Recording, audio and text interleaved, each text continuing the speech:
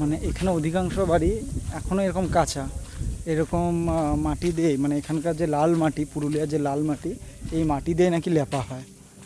এই বাইরের আউটসাইডটা একটু এটা মাঝে মাঝে লেপে, কিন্তু ভেতরের যে এই মাটিটা ওটা বছরে একবারই করে। বৃষ্টির জল যদি এগুলোতে বেশি এফেক্ট করে তাহলে এই বাড়িগুলো আস্তে আস্তে ধসে যায়। কিন্তু এরা খুব সুন্দর করে যত্নে রাখে, দেখে লাগে মানে কিছু রং করা, কিন্তু সত্যি খুব সুন্দর।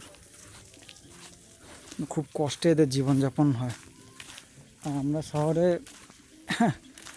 বাড়ি বানিয়েও আমরা মানে সুখে থাকি না, এসি ঘরে থেকেও আমাদের শান্তি নেই। কিন্তু এরা এখন এই প্রকৃতির মাঝখানে থেকে এই মাটির বাড়িতে এরা মনে হয়, হয়তো কষ্ট হয়, জীবনটা শান্তিতে আছে। তাই জীবনটাকে নিয়ে আফসোস করবে না, যেটা পেয়েছো সেটাকে ভালোভাবে কাটাও, দেখবে ভালো হবে, সবারই ভালো হবে।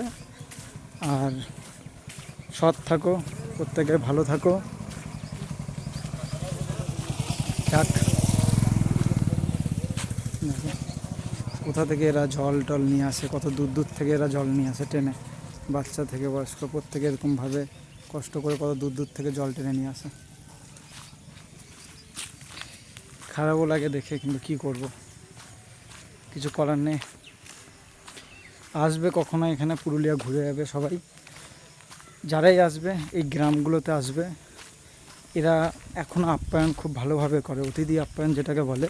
মানে আমি যে ঢুকছি বা আমি এদের বাড়িতে প্রবেশ করছি, এই নিয়ে এদের কোনো দ্বিধাবোধ নেই। এরা নিজেরা ডেকে আমাকে বলছে আসো, ঘরে আসো, দেখো আমরা মানে কষ্টে আছি, বা কিন্তু আমার থেকে কোনো একটা সাহায্যও চাইনি বা কোনো উপকারও চাইনি যে এলে ছবি তুললে ভিডিও করলে তার জন্য যে কিছু দিতে হবে, এরকম কোনো কিছু তাদের ডিমান্ড নেই।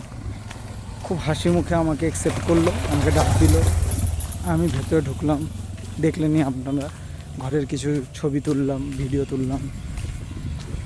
ভালো থাকুক এই মানুষগুলো, ভালো রাখুক।